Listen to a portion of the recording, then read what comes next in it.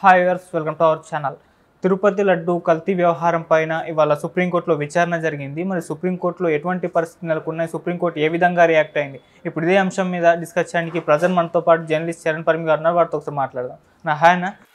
So supreme court Chandrababu Naidu గారికి shock ఇచ్చింది అని చెప్పేసి ఒక వార్త అయితే వైరల్ అవుతుంది. అంటే తిరుపతి లడ్డు కల్తీ వ్యవహారంలో సుప్రీంకోర్టు రియాక్ట్ అయిన తీరు చంద్రబాబు నాయుడు గారికి షాక్ ఇచ్చే విధంగా ఉంది అని కూడా అంటున్నారు. మరి ఏ విధంగా విచారణ అక్కడ జరిగింది, మరి సుప్రీంకోర్టు ఏ విధంగా రియాక్ట్ అయింది?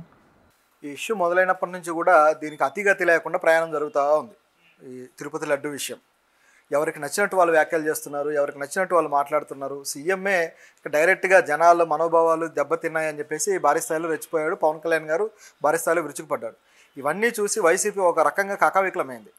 సో ఏం స్టెప్ తీసుకోవాలని ఆలోచించినప్పుడు సుప్రీంకోర్టును ఆశ్రయించారు. వైసీపీ ఈ విషయంలో చేసిన మంచి పని ఏంటంటే అదొకటే. ఎందుకంటే పొలిటికల్ స్ట్రాటజీస్ అన్నీ కూడా వాళ్ళకి దెబ్బతిన్నాయి. ఏ విధమైన వ్యాఖ్యలు చేసినా అవి చెల్లుబాటు కాలేదు. ఏ విధమైన స్ట్రాటజీ అమలు పరచాలనుకున్నా అది వర్కౌట్ అవ్వలేదు. చివరికి సుబ్రహ్మణ్య స్వామిని రంగంలోకి దించారు. ఆయన గతంలో కూడా వైఎస్ జగన్ మీద మంచి కామెంట్లు చేయడం, అంటే పాజిటివ్ యాంగిల్ మాట్లాడడం చేశాడు. ఇప్పుడు కూడా ఈ కేసు విషయంలో ఏం చేశారంటే దీన్ని సుప్రీంకోర్టు విచారణ చేయాలి, నిజాలు నిగ్గు తేల్చాలని చెప్పేసి సుబ్రహ్మణ్య స్వామి సుప్రీంకోర్టుకి వెళ్ళాడు. ఆయన ఆల్రెడీ సీనియర్ బీజేపీ నాయకుడు, పైగా సుప్రీంకోర్టులో అడ్వకేట్ కూడా. సో ఆయనకు ఉన్న ఆ సీనియారిటీ అనేది ఇక్కడ ఉపయోగించాడు. దాంతో సుప్రీంకోర్టు దీన్ని విచారణకు తీసుకుంది. వైవి సుబ్బారెడ్డి కూడా సిబిఐతో విచారణ చేయించండి అని సుప్రీంకోర్టు వేశాడు.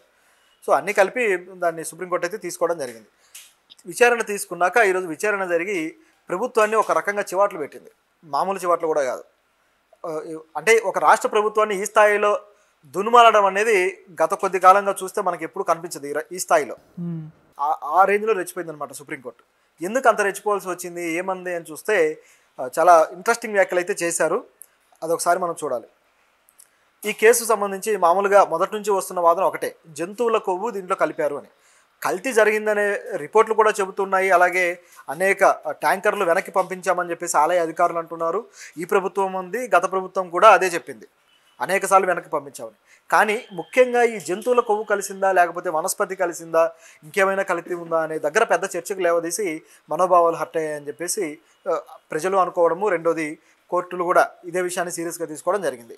ఇప్పుడు కోర్టు దీని విషయంలో వ్యాఖ్యానించింది. ఓకే, ఏమందంటే చంద్రబాబు గారు ఒక సీఎం పదవిలో ఉండి ఆయన ఈ విధంగా మీడియా దగ్గరికి వచ్చి ఈ విషయం చెప్పొచ్చా, భక్తుల మనోభావాలతోటి ఈ విధంగా గేమ్ ఆడొచ్చా అని చెప్పేసి ఆయన మీద క్వశ్చన్ చేసింది.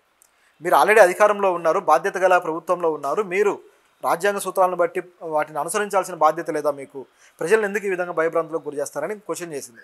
దీంతోపాటు అసలు అందులో రిపోర్ట్ ఏదైతే ఉందో ఆ రిపోర్టు మీరు ఒకే రిపోర్ట్ మీద ఎందుకు ఆధారపడ్డారు? అక్కడ ల్యాబ్కి శాంపిల్స్ పంపించి అక్కడ నుంచి రిపోర్ట్ తెచ్చుకున్నారు. ఈ ఒక్క రిపోర్ట్ మీదే ఆధారపడి మీరు ఎలా నిర్ణయాలు తీసుకుంటారు? సెకండ్ ఒపీనియన్కి వెళ్ళాలి కదా, సెకండ్ రిపోర్ట్ తేవాలి కదా అని చెప్పి క్వశ్చన్ చేశారు. మనం కూడా గతంలో ఇవే విషయాలు మాట్లాడాం.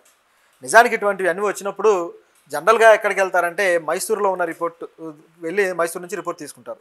ఎన్డీడీబీకి వెళ్ళాల్సిన అవసరం ఉండదు. కానీ అటువంటి ప్రయత్నం ఎందుకు చేశారనేది ఇక్కడ పాయింట్. మనం అదే మాట్లాడాం గతంలో కూడా. ఇప్పుడు కోర్టు అదే అడుగుతుంది, ఎందుకు ఇట్లా చేశారు అని.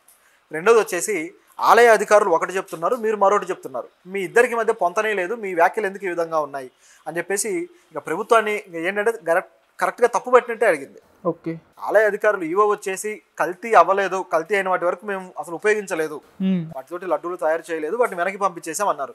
మీరు మాత్రం అందులో కల్తీ చేశానంటున్నారు. దీనికి ఏంటి సమాధానం అంటే, ప్రభుత్వం తరపున వాదిస్తున్న లూద్రా గారు, సిద్ధార్థ లూద్రా గారు ఏమన్నాడంటే, నిజమే, మేము ఆ కల్తీ చేసిన ఏవైతే ట్యాంకర్స్ ఉన్నాయో వాటిని వెనక్కి పంపించేసాము, వాటితోటి ఉపయోగించలేదు, లడ్లు తయారు చేయలేదు అని చెప్పేసి ఆయన అన్నాడు. మరి తయారు చేయనప్పుడు మీరు ఎందుకు వ్యాఖ్యలు చేశారు మీడియాలో? వాటిని ఉపయోగించలేదు, మీరు మీడియాలో ఎందుకు మాట్లాడారని చెప్పేసి కోర్టు అడిగింది. దానికి ప్రభుత్వం దగ్గర సమాధానం లేదు. సో ఈ విధంగా ప్రతి విషయాన్ని కూడా ముందుకు తీసుకొచ్చి అడిగిందనమాట. దాంతోపాటు అసలు మత రాజకీయాలు మీరు ఎందుకు చేస్తున్నారు? తిరుపతి లడ్డు ఎంతో ప్రాశస్త్యం కలిగింది, దీన్ని మత రాజకీయాల్లోకి ఎందుకు తీసుకొచ్చారు మీరు?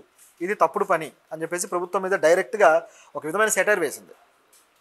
సో ఇంత కోపం అనేది కోర్టు ఎప్పుడు చూపించలేదు. సో ఈ పద్ధతిలో రకరకాలుగా అడుగుతూ వచ్చింది. దీంట్లో క్లియర్గా కనిపిస్తుంది ఏంటంటే ప్రభుత్వం రాజకీయంగా దీన్ని స్ట్రాటజికల్గా వాడింది అనేది కోర్టుకు కూడా అర్థమైంది. రెండోది, ఈ వ్యాఖ్యల వల్ల ప్రజలు కూడా అర్థం చేసుకున్నారు. ఓకే, ఈ లడ్డు విషయంలో మాత్రం ఖచ్చితంగా ప్రభుత్వం స్ట్రాటజీని కొద్దిగా ఆలోచించే వాళ్ళు ఎవరైనా తప్పు పడతారు. మామూలుగా చూస్తే ప్రజల మనోభావాలు ఇదంతా ఓకే, కానీ జనరల్గా చూస్తే ఎవరైనా సరే ఆ క్వశ్చన్ అనేది వస్తుంది. అదే క్వశ్చన్ ఇప్పుడు ప్రభుత్వం చేసింది. దీన్ని ఇప్పుడు వైసీపీ ఒక ఆయుధంగా చేసుకుంది. కోర్టు చెప్పింది కదా, కోర్టుని ప్రశ్నిస్తున్నాయి, దీనికి మీ దగ్గర ఒకటిన్నా సమాధానం ఉందా, మేము మొదటి నుంచి చెబుతున్నాము, మేము అన్ని వెనక్కి తిరిగి పంపించాము అని, అయినా మీరు తిరిగి అదే అడుగుతున్నారని చెప్పేసి వైసీపీ కూడా అడుగుతుంది. దీనికి ప్రభుత్వం దగ్గర సమాధానం లేదు. రెండోది వచ్చేసి ఏవైతే ట్యాంకర్లు వెనక్కి పంపించి తర్వాత రిపోర్ట్లు తెప్పించుకోవడం ఇవన్నీ జరిగాయో ఇవన్నీ జూన్ నెలలోనే జరిగాయి. ఓకే, ఎప్పుడో జరిగితే ఇప్పటిదాకా 2 నెలలు ఆగి మీరు ఇప్పుడు ఎందుకు రిపోర్ట్లు ఇచ్చారు అని చెప్పేసి క్వశ్చన్ వచ్చింది. ఇప్పుడు ఎందుకు బయట పెట్టారు ఈ రిపోర్ట్స్, ఆల్రెడీ మీకు గతంలోనే వచ్చాయి కదా, అంటే దీన్ని వివాదంగా మార్చదలుచుకొని మీరు ఈ విధంగా చేశారా అని చెప్పి కోర్టు అడిగితే దానికి సమాధానం లేదు. ఈ గ్యాప్ అనేది ప్రభుత్వం స్ట్రాటజీ ఉపయోగించడం కోసమే ఇట్లా చేసింది అని కోర్టు గమనించింది అనమాట. సో ఇటువంటి ప్రశ్నలు అనేవి కోర్టు నుంచి రావడం ఖచ్చితంగా ఆలోచించదగ్గదే.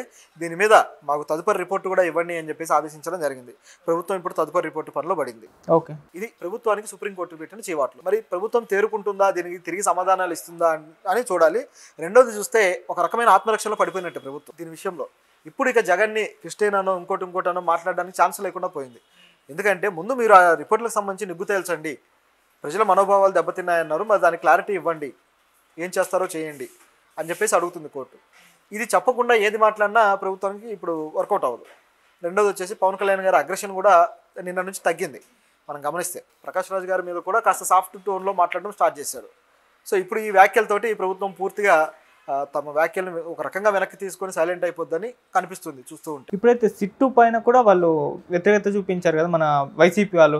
సిట్టు వల్ల ఏదో తెలిపోతుందంటే కుదరదు, అది చంద్రబాబు నాయుడు గారి కంట్రోల్లోనే ఉంటుంది, దాన్ని సిబిఐ కన్నా మార్చాలి అని చెప్పేసి అన్నారు. మరి అటువంటి దానిపైన నిర్ణయం తీసుకున్నారా? సిబిఐ ఇంట్రోగేషన్ చేస్తుందా లేకుంటే సిట్టే కంటిన్యూ చేస్తుందా దీన్ని? నిజానికి సిట్టు మీద కూడా ప్రశ్న వచ్చింది.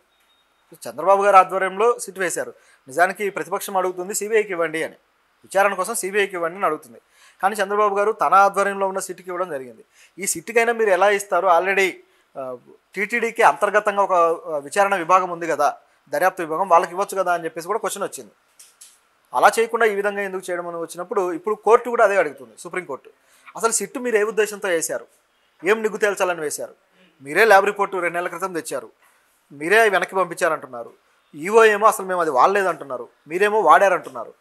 ప్రభుత్వంలో ఉన్న వాళ్ళే ఇంత గందరగోళం మాట్లాడుతుంటే మళ్ళీ సిట్ వచ్చి ఏం చేయాలి అనేది కోర్టు ప్రశ్న. ఇప్పుడు ప్రతిపక్షంలో ఉన్న వాళ్ళు మాట్లాడేదానికి ప్రభుత్వానికి సంబంధం లేదంటే అది వేరు. ప్రభుత్వంలో ఉన్న వాళ్ళే 2 రకాల మాటలు ఉన్నాయి. ఈవో ఏం వాడలేదంటున్నారు, మీరేం వాడారంటున్నారు, క్లారిటీ లేదు మీకే. ఇప్పుడు సిట్ వచ్చి ఏం చేయాలి, ఎవరిని విచారించాలి, ఏం దర్యాప్తు చేయాలనేది కోర్టు వేస్తున్న ప్రశ్న. బహుశా కోర్టు అనేది సిబిఐకి ఇచ్చే ఆలోచనలో ఉందేమో అనిపిస్తుంది చూస్తుంటే. ఎందుకంటే సిబిఐకి ఒకవేళ ఇస్తే ఇక ఈ సిట్ అనేది ఇదైపోతుంది, సిట్టు కార్యకలాపాలు ఆగిపోతాయి. ఖచ్చితంగా సిబిఐ మాత్రం దర్యాప్తు చేస్తుంది. సిబిఐ దర్యాప్తులో రాష్ట్ర ప్రభుత్వ ప్రమేయం ఉండదు కాబట్టి వాళ్ళు ఏం నిగ్గు తెలుస్తారనేది చూడాలి. మరొకటి, ఇప్పుడు ఒకవేళ చేయదలుచుకుంటే శాంపిల్స్ సెకండ్ ఒపీనియన్స్ కూడా వెళ్ళాల్సి ఉంటుంది. అది ఈ ప్రభుత్వం వెళ్ళినా బాగానే ఉంటుంది, లేదా కోర్టు ఒకవేళ నెక్స్ట్ విచారణలో వీళ్ళు ఏదైతే రిపోర్ట్ సమర్పిస్తారో దాన్ని బట్టి నెక్స్ట్ విచారణ వాయిదా వేశారు కాబట్టి అందులో ఆ నిజాలు నిగ్గు తేల్చడం కోసం సిబిఐకి కానీ అప్పగిస్తే వాళ్ళైనా సెకండ్ ఒపీనియన్కి వెళ్ళాల్సి ఉంటుంది. లైక్ మైసూర్కో లేకపోతే చెన్నైలో ఉన్న ల్యాబ్కో వెళ్ళాల్సి ఉంటుంది. ఇది కానీ జరిగితే అప్పుడు అసలు విషయాలు బయటకు వస్తాయి. సెకండ్ ఒపీనియన్ బట్టి ఆ రిపోర్ట్లో ఏం చెబుతారు అనే దాన్ని బట్టి ఇక డిసైడ్ చేస్తుంది సిబిఐ. అయితే దానికి కోర్టు ఇంకా టైం తీసుకుంటుంది, ఇంకా విచారణ జరగాలన్నట్లుగా ఉంది. ఎందుకంటే ప్రభుత్వానికి అయితే క్వశ్చన్లు రిపోర్టును కూడా ఆహ్వానిస్తుంది కాబట్టి ఆ రిపోర్ట్ వచ్చేంత వరకు మనం వెయిట్ చేయాలి. సో ఆ రిపోర్ట్ని మళ్ళీ తిరిగి